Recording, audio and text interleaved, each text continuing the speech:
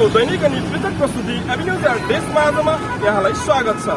साना खबर या ठुला खबर जसले समाजलाई सकारात्मक दिशातर्फ डोर्याउँदछ या त्यस्ता खबर जसले सम्बन्धित पक्षलाई सचेत बन्न खबरदारी गर्छ।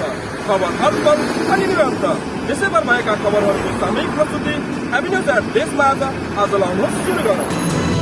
अर्घाखाँचीको सन्धिखर्क नगरपालिकाले 15 जना कृषकहरूलाई हाते ट्र्याक्टर वितरण गरेको छ। कृषकहरूको मागका आधारमा 50% अनुदानमा 15 जना व्यवसायिक कृषकहरूलाई हाते ट्र्याक्टर वितरण गरिएको सन्धिखर्क नगरपालिकाका प्रमुख प्रशासकीय अधिकृत नारायण अर्यालले बताए। कृषकहरूलाई प्रविधि मैत्री बनाउन तथा कम लागतमा मुनाफा धेरै कमाउने बनाउन कृषकहरूलाई मिनी टिलर वितरण गरिएको नगरपालिकाका नगर प्रमुख कृष्ण प्रसाद श्रेष्ठले बताए। उनले व्यावसायिक रूपमा खेती किसानी गर्ने कृषकहरूलाई नगरपालिकाले विशेष खालका कार्यक्रम सञ्चालन गर्ने बताएका छन्। गाउँ गाउँमा कृषकहरूलाई गोरु पाल्ने झन्झटबाट मुक्त गरी सजिलो माध्यमबाट कृषि पेसा अँगाल्ने बनाउन कृषकहरूको मागका आधारमा मिनी टिलर वितरण गरिएको नगरपालिकाका उपप्रमुख मिष्टा आचार्यले बताइन्। कार्यक्रम नगरपालिकाका कृषि शाखा प्रमुख राजेन्द्र भट्टराईको सञ्चालनमा सम्पन्न भएको हो।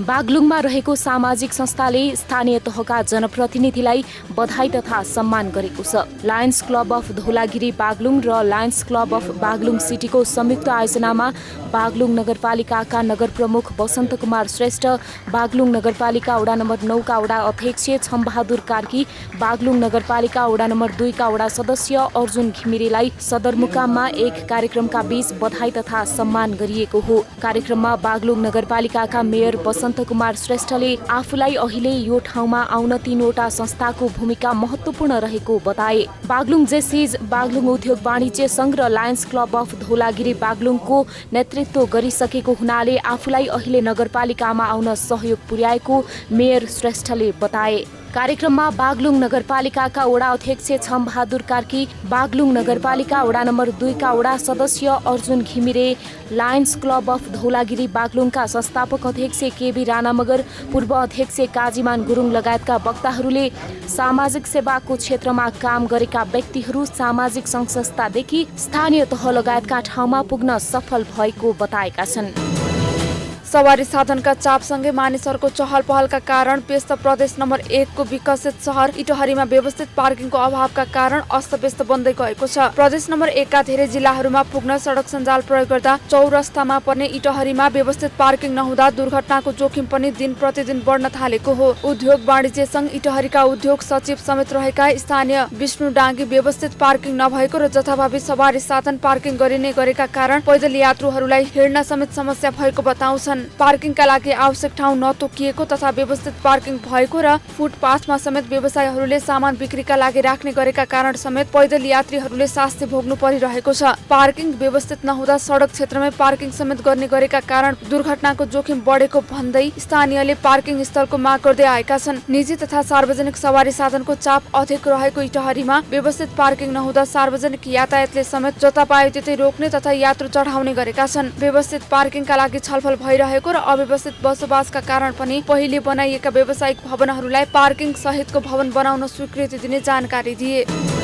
झापाको बिर्तामोड 4 मा मुख्य कार्यालय रहेको शिक्षा बहुउद्देश्य सहकारी संस्था लीले सदस्य शिक्षा कार्यक्रम सञ्चालन गरेको छ। संस्थाको नीति तथा सहकारीका समग्र विषयमा सदस्यलाई जानकारी गराउने उद्देश्यले सदस्य शिक्षा कार्यक्रम सञ्चालन गरिँदै आएको संस्थाका अध्यक्ष सुब्रत न्यौपानेले जानकारी दिए। सहकारीमा रहेका शेयर सदस्यलाई सहकारीको ज्ञान प्रदान गर्ने उद्देश्यले वार्षिक कार्ययोजना अनुसार तालिम प्रदान सुरु गरेको संस्थाका अध्यक्ष न्यौपानेको भनाइ छ। सहकारीका 5 वटै सेवा केन्द्रमा सदस्य शिक्षा कार्यक्रम आयोजना गरिएको र तीमध्ये 2 वटामा सम्पन्न भइसकेको संस्थाका अध्यक्ष न्यौपानेले जानकारी दिए। सेवा केन्द्र धाइजन र धुलाबारीमा कार्यक्रम सम्पन्न भएको हो। ती दुवै सेवा केन्द्रमा 160 जना सदस्य सहभागी भएका छन्। संस्थाको नीति अनुसार सबै सदस्यलाई सदस्य शिक्षा कार्यक्रममा सहभागी गराउँदै लगिने संस्थाका उपाध्यक्ष हेमराज मिश्रले जानकारी दिए। सदस्य शिक्षा कार्यक्रमको सहजीकरण बिर्तामोड नगरपालिकाका सहकारी अधिकृत दिल्ली दाहालले गरेका छन्। सहकारीका सदस्यहरूलाई तालिमले अझै जिम्मेवार हुनुको लागि प्रेरणा पुग्ने विश्वासका साथ संस्थाले सदस्य शिक्षा तालिमलाई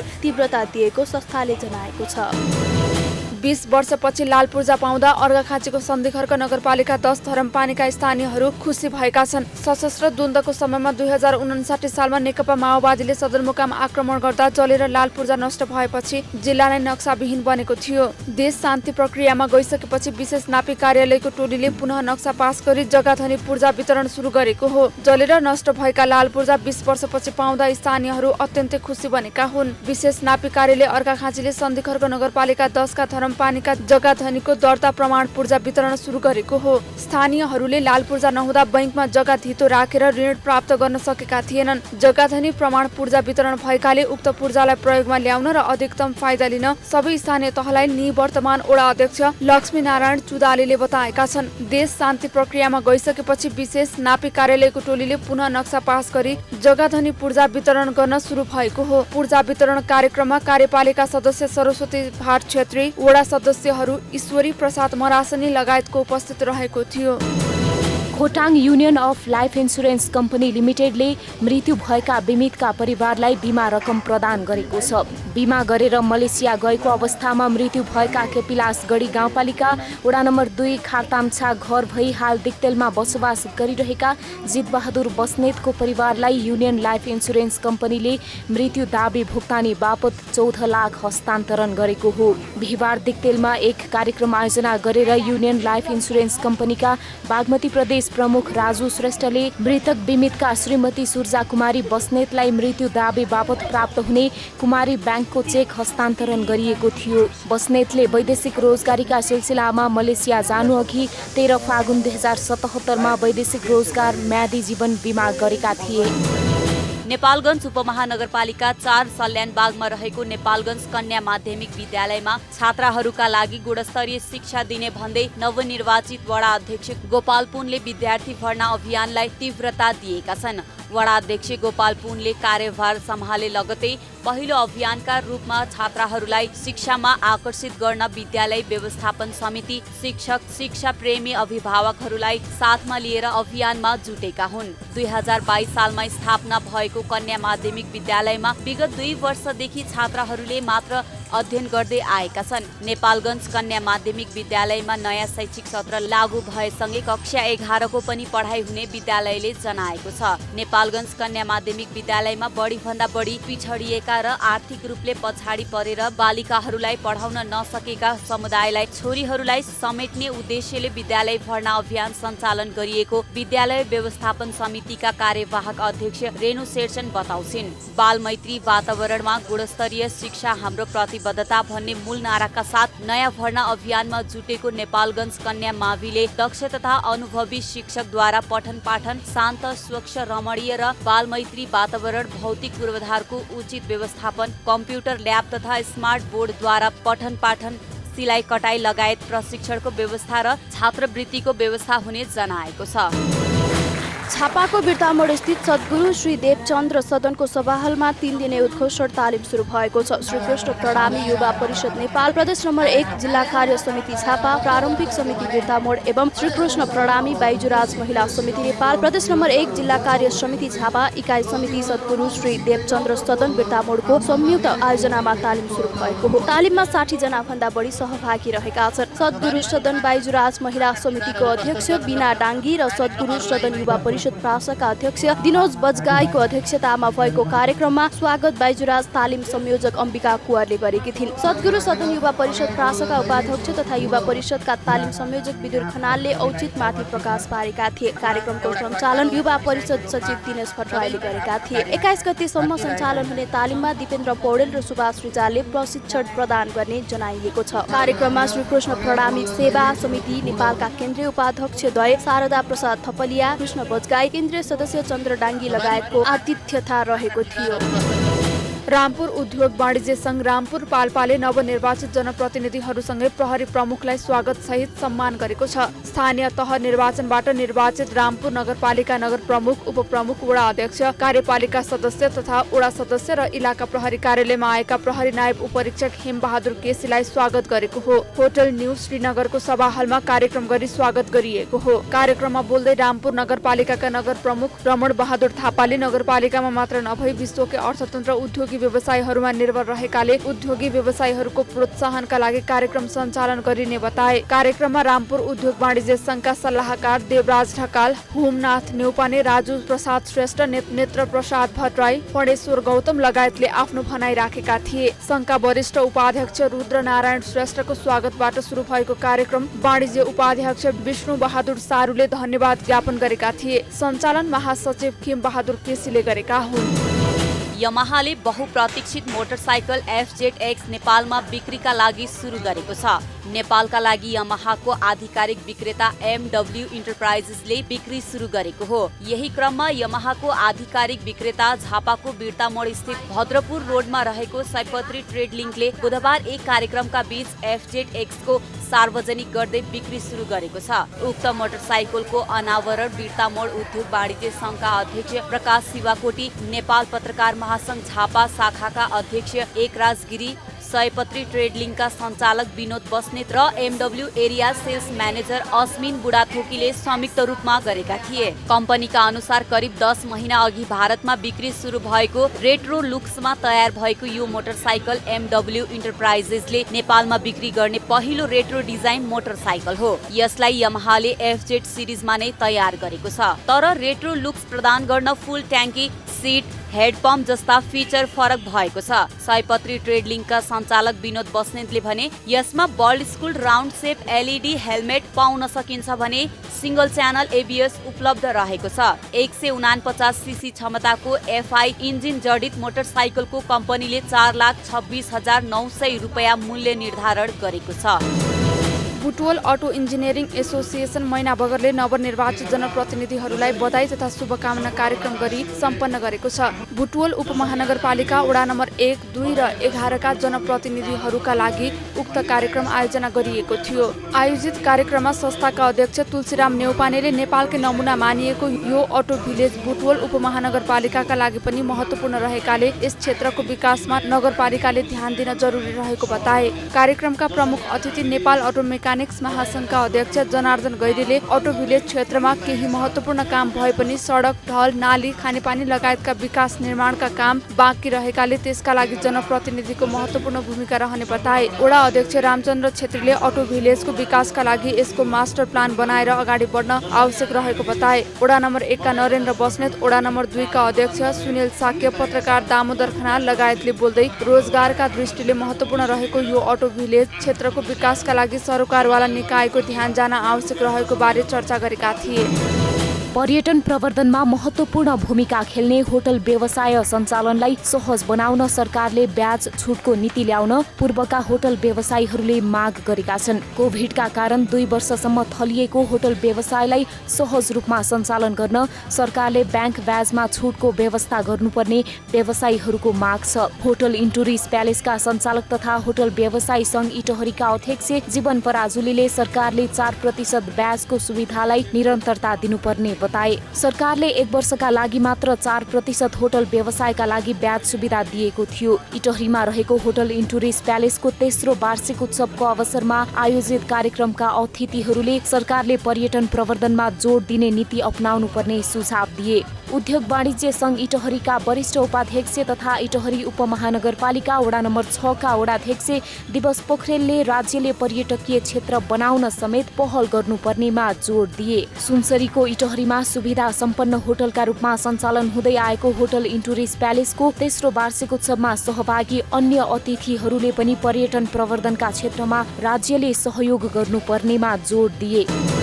कञ्चनपुर जिल्लाको बेलौरी नगरपालिकाले स्थानीय कृषकहरूका लागि कृषि एम्बुलेन्स सेवा सुरु गरेको छ। कृषि तथा पशुजन्य उत्पादन र ती उत्पादनका लागि आवश्यक सामग्री ढुवानी गर्ने साधनलाई कृषि एम्बुलेन्सका रूपमा परिभाषित गरी बेलौरी नगरपालिकाले केही महिना अघि कृषि उत्पादन ढुवानी गर्ने गाडी खरिद गरेको हो। यस्तै साधनको खरिद गरी कञ्चनपुरको बेलौरी नगरपालिकाले नगर क्षेत्रभित्रका कृषकहरूले उत्पादन गरेका तरकारीलाई घर घरबाटै सङ्कलन गरी बजारसम्म पुर्याउने गरेको बेलौरी नगरपालिकाका प्रमुख प्रशासकीय अधिकृत सुशीला लेखकले जानकारी दिए। गाउँमा उत्पादित कृषिजन्य उत्पादन खेर जाँदा किसानको लगानी, श्रम र मेहनत डुब्ने अवस्था आउन नदिन कृषि एम्बुलेन्स उपयोगी बन्न पुगेको छ। कृषि एम्बुलेन्स गाउँ र शहर जोड्ने साधन र गाउँका उत्पादनको स्वाद शहरलाई चखाउने माध्यम बनेको स्थानीयहरूको भनाइ छ। अहिले कृषि एम्बुलेन्स सञ्चालन हुँदा शहरका नागरिकले ताजा र सस्तो कृषिजन्य उत्पादन उपभोग गर्न पाइरहेका छन् भने गाउँका नागरिकले आफ्नो उत्पादनको सहज बजार पाउन थालेका छन्। किसानलाई एम्बुलेन्सले दिएको सेवाबाट कृषि उत्पादन बढाउन प्रोत्साहन मिलेको छ। नयाँ आशा जगाउने, उत्साह भर्ने र समृद्धिको दिशामा लम्काउने कृषि एम्बुलेन्स अनि त्यसको आवश्यकता र औचित्य बारे यति बेला अन्य स्थानीय तहहरूमा समेत चर्चा भइरहेको छ। सामाजिक सञ्जालका एक समूहले बालेन सहारा हर्क सापाङको जितमा खुसियाली मनाउँदै मुरुङको पथरी बजार सरसफाई गरेका छन्। सचेत युवा समूह पथरी शनिश्चरी नामको ग्रुप पेजका सदस्यले सहारा सापाङको जितमा धन्यवाद आदान प्रदान सँगै पथरी शनिश्चरीको महेन्द्र राजमार्ग सरसफाई गरेका हुन्। पथरी बजारको ट्राफिक चोकदेखि पथरी खोलासम्म सफाई गर्दा निस्किएको 10 बोरा फोहोरलाई डम्पिङ साइटमा पठाएका हुन्। स्वतन्त्र उम्मेद्वारको विजयी आदान प्रदान र सरसफाई अभियानमा MRR, WR, दारी ग्याङ, पथरी जोसिस, फेमिना लगायतका समूहहरूको सहभागिता रहेको थियो। उक्त समूहले आउँदो साता समेत सचेतना कार्यक्रम गर्ने टिमका संयोजक सुमन शर्माले बताए। राजनीतिबाट दिक्क भएका पथरी शनिश्चरीका युवा युवतीहरूको सरसफाई कार्यले राजनीतिक दललाई भने गिज्याएको छ। युवाहरूको समूहले पथरी शनिश्चरीको महेन्द्र राजमार्गमा फोहोर टिपिरहँदा स्थानीय गुरुङ दाइले फोहोर बोक्न आफ्नै यातायात साधन सहयोग गरेका थिए। सहारा सापाङको विजय उत्सव मनाउने युवाहरूको टिमलाई बधाई र हौसला बढाउने धेरै स्वतन्त्र नागरिकहरू निस्किएका थिए।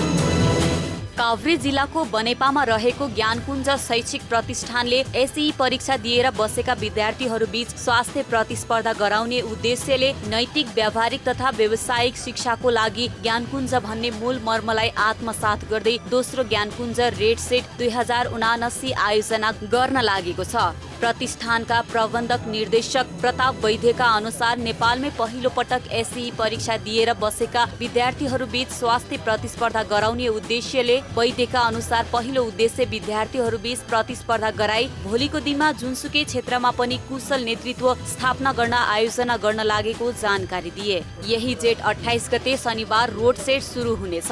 रोड सेटमा छात्रा र छात्र दुवै विधा समावेश गरिएको छ। छात्राहरूको रोड सेट 3 किलोमिटरको रहनेछ भने छात्रहरूको 7.5 किलोमिटरको हुनेछ। प्रतियोगितामा प्रथम, द्वितीय र तृतीय हुनेले क्रमशः 20,000, 10,000 र 5,000 नगद पुरस्कार पाउनेछन्। प्रतियोगितामा सहभागी हुन 2078 को एसई परीक्षा दिएको प्रवेश पत्रको प्रमाणित प्रतिलिपि र हालसालै खिचेको फोटो सहित नाम 2079 जेठ 25 गते भित्र दर्ता गर्नुपर्नेछ। पत्रकार सम्मेलनमा प्रतिष्ठानका अध्यक्ष सुरकृष्ण वैद्य, सञ्चालक आत्माराम थापा लगायतको उपस्थिति रहेको थियो। मकवानपुर जिल्ला फुटबल संघको आयोजनामा बिहिबारबाट हेटौडामा शहीद स्मृति स्थानीय तह अन्तर्राष्ट्रिय मकवानपुर गोल्ड कप फुटबल प्रतियोगिता सुरु भएको छ। हेटौडा 5 स्थित पिप्ले क्याम्पा रङ्गशालामा सुरु भएको गोल्ड कपमा नव जनजागृति युवा क्लब सिमराले विजय यात्रा सुरु गरेको छ। उद्घाटन खेलमा सिमराले सर्लाहीको बागमती युवा क्लबलाई 2-0 गोल अन्तरले हराएको हो। सिमराको जितमा विवेक चौधरी र कृपाकान्त चौधरीले गोल गरेका थिए। खेलको 8औं मिनेटमा विवेकको गोलबाट सिमराले अग्रता लिएको थियो। 80औं मिनेटमा कृपाकान्तले अग्रता दोब्बर बनाए। सर्लाहीले खेलमा केही राम्रा अवसर पाएको भए पनि गोल निकाल्न नसक्दा निराश हुँदै घर फर्कन बाध्य भएको छ। खेलको म्यान अफ द म्याच सिमराका विवेक चौधरी घोषित भए। उनले नगद 10,000 र ट्रफी प्राप्त गरे। 30 गतेसम्म सञ्चालन हुने चौथो संस्करणको मकवानपुर गोल्ड कपमा 12 क्लबको सहभागिता रहेको छ। प्रतियोगितामा शुक्रबार बीएफसी भरतपुर र चर्च बोइज क्लबको बीचमा खेल हुनेछ। आयोजक मकवानपुर जिल्ला फुटबल संघका अध्यक्ष टिकाराम लामाको अध्यक्षतामा र प्रतियोगिता संयोजक प्रताप विष्टको संयोजकत्वमा भएको उद्घाटन समारोहमा बागमती प्रदेशका मुख्यमन्त्री राजेन्द्र प्रसाद पाण्डेको प्रमुख आतिथ्यता रहेको थियो। प्रतियोगिताको विजेताले 15 लाख र उपविजेताले 10 लाख रुपैयाँ सहित ट्रफी प्राप्त गर्नेछ। यस्तै सर्वोत्कृष्ट खेलाडीलाई बुलेट मोटरसाइकल तथा विधागत उत्कृष्ट खेलाडी र प्रशिक्षकले जनही 25,000 रुपैयाँ प्राप्त गर्नेछन्। प्रतियोगिताको लागि करिब 1 करोड 17 लाख रुपैयाँ खर्च हुने अनुमान गरिएको छ।